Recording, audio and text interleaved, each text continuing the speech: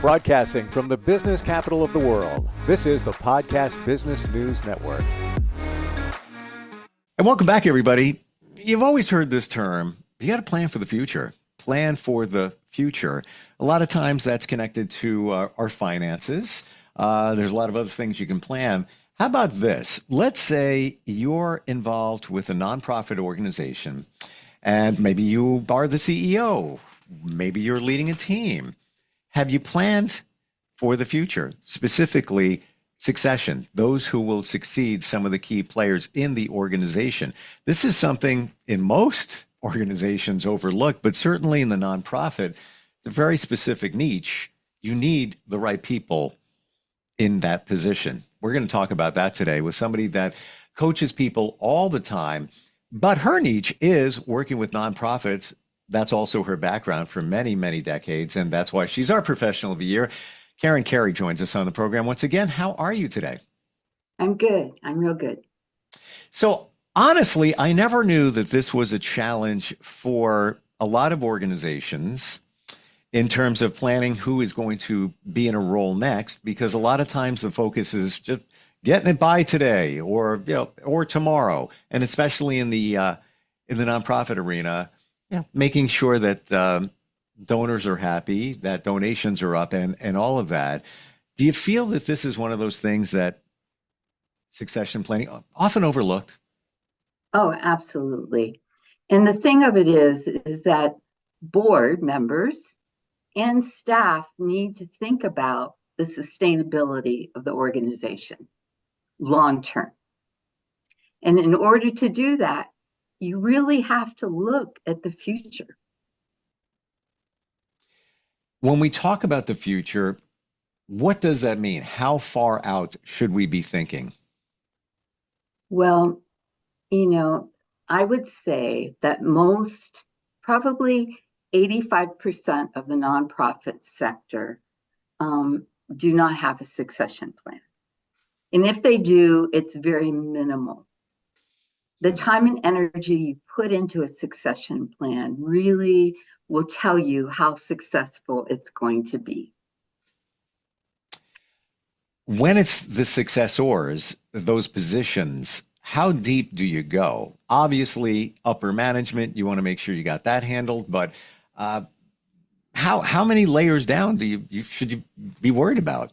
Well, you have to look at the whole organization, and this you pinpoint the key positions, and those would be your program managers, your administration, your executive director, your CFO, all those positions that if they weren't there and there wasn't a plan, could really cause turmoil and chaos for the organization and could in fact impact your mission and your ability to provide those kind of services that your mission requires you to do. Have you been in a situation or know of situations where they got caught in a bad position, where somebody left, they got another job, and now what are we going to do? It happens all the time, way too frequently. I've seen that happen. It's great if you're looking at a planned leave, which a lot of times executive directors or other positions, key positions, will give the nonprofit a heads up. This is my plan for the future. Okay.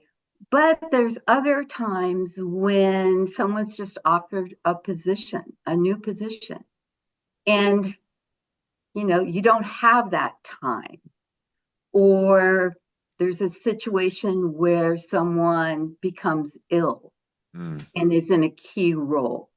So how do you manage that? What if your executive director or your CFO is in an auto accident and they're going to be out for months? How do you manage that? How do you pick up the pieces and continue to have everything go along, sort of in the flow, where there's no disruption of services, paychecks, or recruitment of volunteers or clients? Do you feel, Karen, that there are times where those in these positions, or maybe a position above, whatever it might be, don't want to think about who might replace them because they don't want to fear for their job? Oh, absolutely. I think that's part of the problem and the issue. But honestly, if you're a really good leader, you have to look past that and you have to focus on, okay, I'm not going to always be here. Mm, Maybe I'll have a great opportunity that will come up, or maybe I'll get sick and decide to retire early. So if you really focus on that mission, then you recognize as a really strong leader that you need to help the organization plan for that possibility. when you've planned for it, and let's say you're in a certain role. Let's say you're the CEO, right? You're in a Mhm. nonprofit, been there for a while. It's all good. And let's say there's somebody in another position, and let's say you talk with the board and you say, you know, we need to plan for the future. That person has what I believe is what we need to replace me. Or maybe it's somebody in the board saying, yeah, Jim, he's been here for 10 years now. Yeah, if something were to change, he'd be the one that we want to elevate. Once Right. you've identified that person, what comes next? Well, you look at what's missing. What training are they going to need? And of course, is this a position that they would even want? Hmm. Because some people, it sounds really wonderful to be asked to be in that kind of elevated position, but with it comes long hours, a lot of stress, a lot of opportunities that you're that are not fun, that you have to make difficult decisions. I Hmm. mean, it's not easy, and some people really don't want that in their life. So that's what you do is you really, really make sure that this person is the right person and see and evaluate them based on their current skills and what it would take. And one of the things you do is you invite them to start attending board meetings a little more frequently Hmm. and present at board meetings. And this will give you an idea of how they present to the board and how the board reacts to them. And if you're really serious, you could also take them with you when you go and visit donors a few times, just for the experience and see how they come across. So you can do some pre-work before actually, having that conversation with them. Hey, listen, I may be leaving. It's not planned, but would you be interested if this happened? There's different areas that you would need to develop. Is this something you want to do or would Hmm. consider doing? And I guess always making sure that they understand, especially if you're the CEO and this is the position you're looking at, that the board has the final decision. This doesn't mean that they're a shoe-in. Right. This just means that there's that potential. And you never know what can come about because let's say it wasn't to replace the CEO, maybe a couple of layers down. Um, you might see from the management side skills or uh, mentality you never realized in that person when you had them come to some meetings, when you had them present, maybe meet with some donors, whatever. It could be another position that opens up. Jim would be great for that position. Wow, I never knew. That was him. Absolutely. And you can also find out from sort of doing that kind of like evaluation, if you would want to call it, that, oh, this person, I was wrong. you know, Maybe this person isn't the right person for the position. So you want to keep that open mind and look at that. Hmm. And Ma- and I guess the other important thing is that the reason why succession planning is so important is because, it's hard to find good people to take over a nonprofit like that leadership position. It is not easy. In nonprofit work, salaries tend to be a lot lower than in the for-profit area. Mm, And with that comes a lot of challenges. You have to be really good at self-care. You have to be able to handle difficult situations. You have to be willing and able to work long hours, but also keep boundaries if you're going to be in it for the long haul. mm. What are some of the unique differences between a for-profit and a nonprofit when we're looking at the succession situation? Well, first of all, in a for-profit business, you have a lot of extra funding there to do development, really formal development, like hiring a coach, perhaps, having a formal mentorship program, sending them to training. In a nonprofit sector organization, often that funding is not there. Now, you can go to your donors. Often those donors like to give funding to specific programs. And so that is challenging. But I would say this is that if you have a donor who is really passionate about your mission and you meet with them, a lot of times you can explain to them, listen, we're looking at the future of the organization. How do we stay sustainable for the long term? How are we able to continue making that mission impact in our community? And sometimes that donor will give you funding. Mm, But if you're going to do that, or if you're going to write a grant, you have to be very specific on how you're going to use that funding. Like with the donor, you're going to send this person to this training or that training, those kind of things. You're going to hire a coach. For profit, they just have the money often. mm. And that's why for profits have a lot of challenges because the only way, if they are going to send someone to training, is hopefully there's a grant out there that will pay for it. But grants don't come on a time frame. I mean, they do, but it might be 6 months or a year down the road. So if you're looking at doing a succession plan that needs some dollars to help you, that may not work. So then you go to your board and really explain to them why succession plan is so critical, especially if you're looking at the executive director position, because the board, they hire that person. So it's advantageous for them to have a plan and sort of be guided in that process.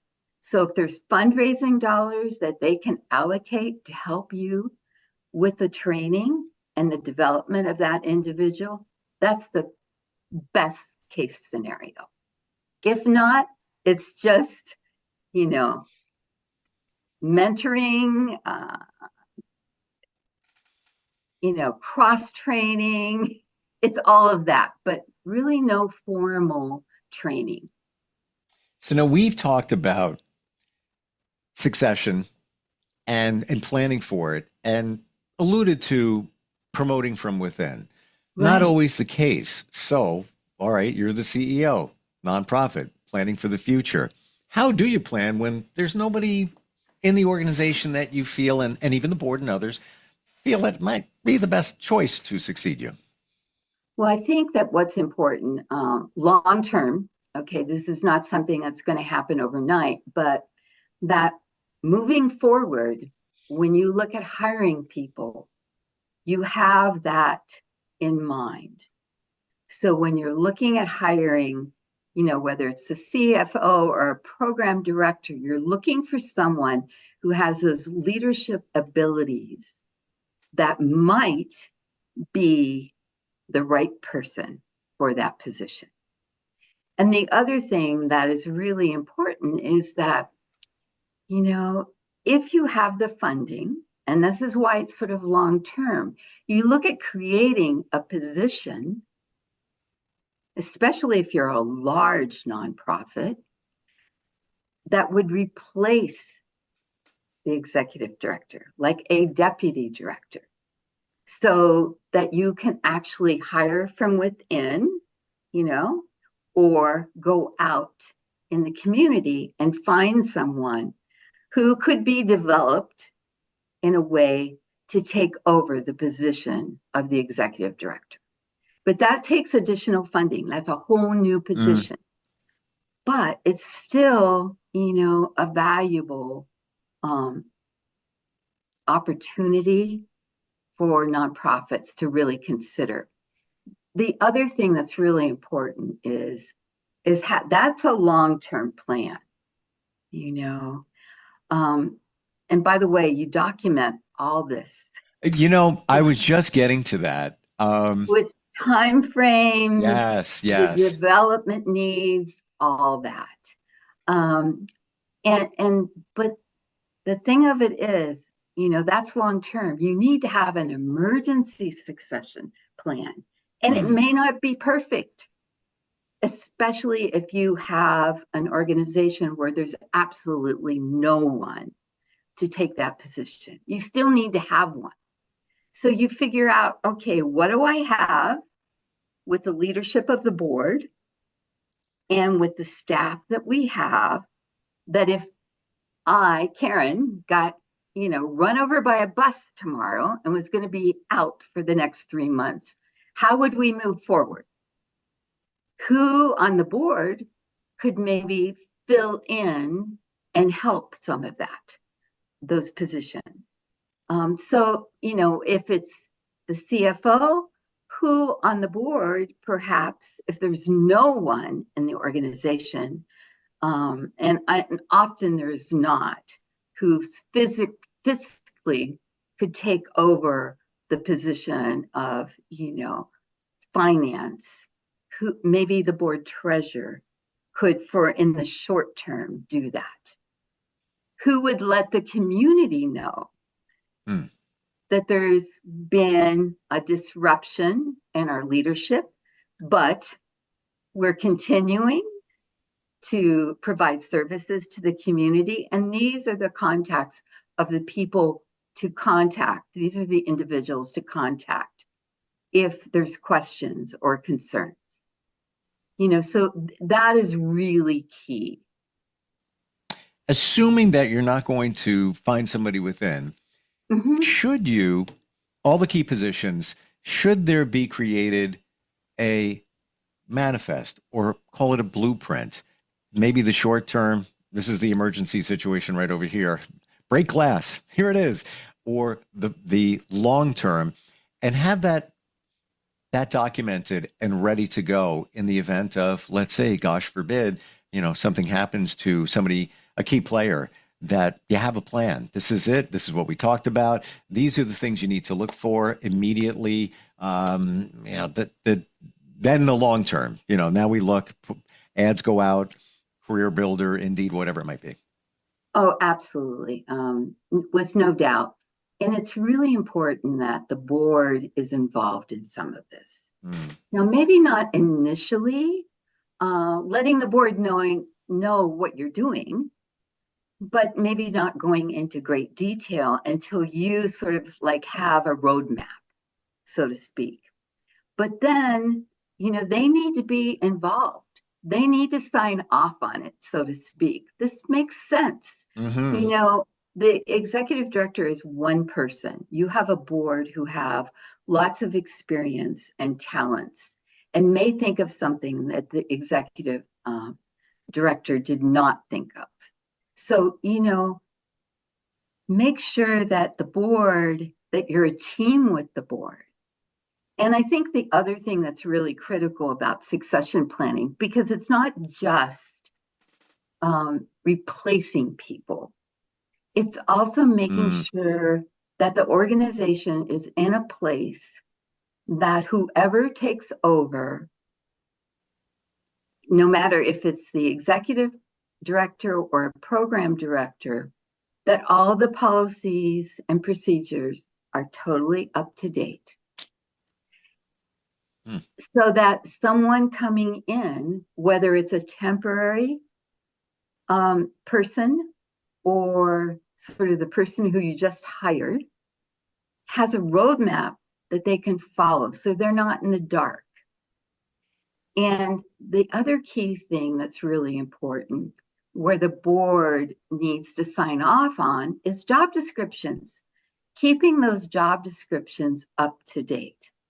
Now, if you're looking at making some changes in how the organization looks, whether it's the executive director's position or the fundraising development person, then you need to make sure that those job descriptions are accurate and relate to those changes so that the board is ready to go.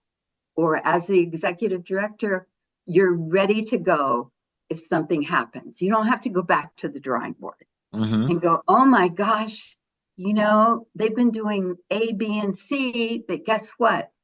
They're now doing something else that's not in their job description.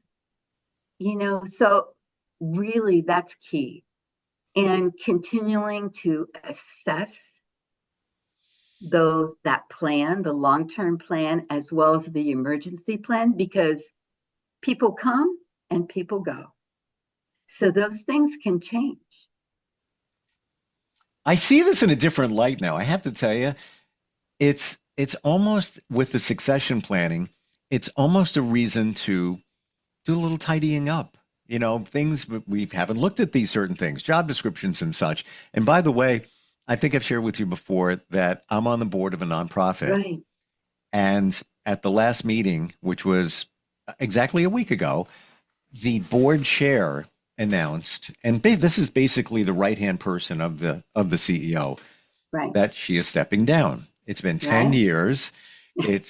She would like to continue. Just too much going on in her life and responsibilities personally, professionally, and such. And the announcement was made basically, if anybody in the room is interested, but that's the starting point there. Oh, absolutely. And I would say when you're talking about succession, you're also talking about those key roles of the board, hmm, because it's really, really important to have the right board chair. Take it from an executive director. If you have the wrong person in that position, then it's going to make life difficult, not only for the board, possibly the board, but also for the executive director. So when you look at having, if you are lucky, because not all boards have a vice president, but that position is supposed to be a position that is going to take over as the board president. yeah, yeah. A lot of times what happens is they take it saying, I'll be the vice president, but I'm not going to be the chair.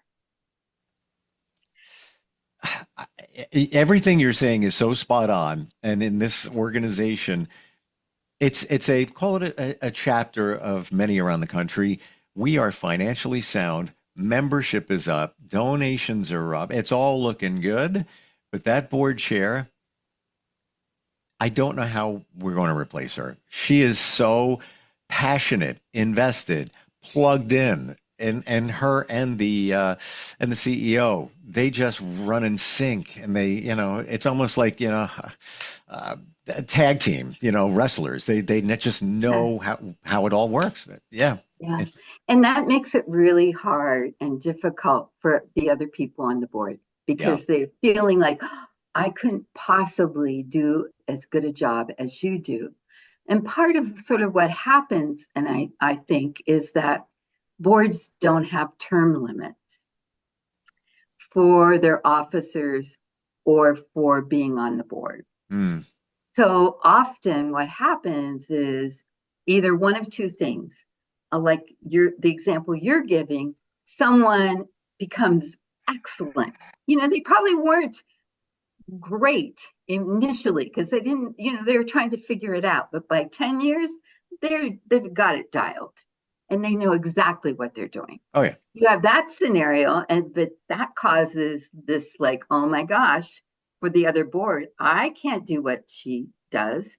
I don't have the time she does, Nope. Or you have the other scenario, which is they just, they started out initially being really passionate, but as time went on, they did a little less and a little less, so you have those scenarios. So it's really, really important for the board to have those job descriptions also.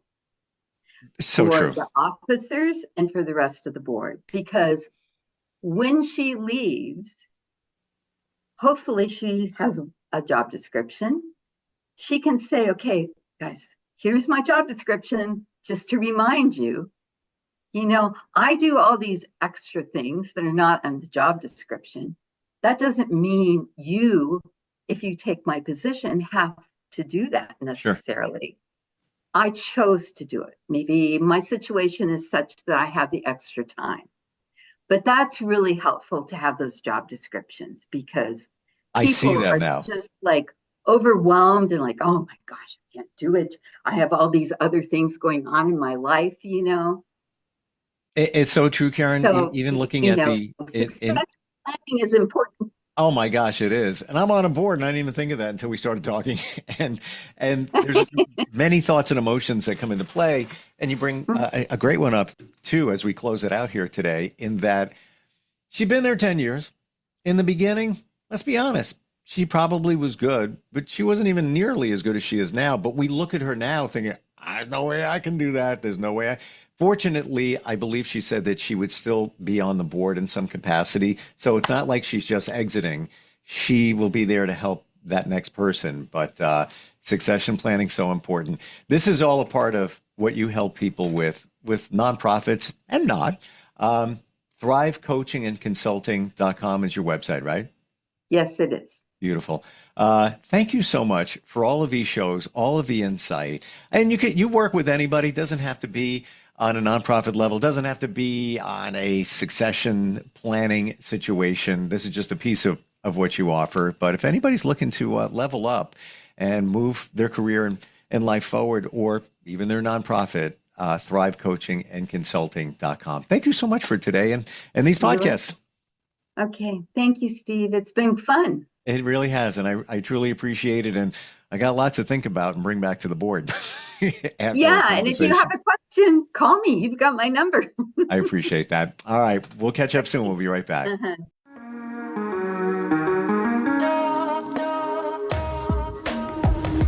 Broadcasting from the business capital of the world, this is the Podcast Business News Network.